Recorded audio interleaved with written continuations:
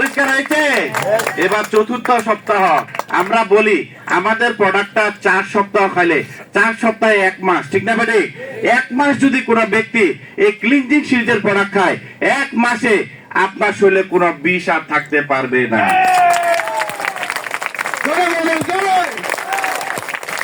4 সপ্তাহে আপনার বিষটা নিষ্ক্রিয় হয়ে গেল, বডি থেকে কোনো বিষ নাই। আর কি আপনার শরীরে 50% সুস্থতার নিশ্চয়তা পাইলেন কিনা বলেন?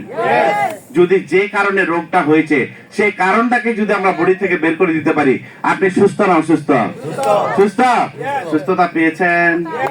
পেয়েছেন? জোরে একটা করতালি, জোরে জোরে জোরে জোরে জোরে।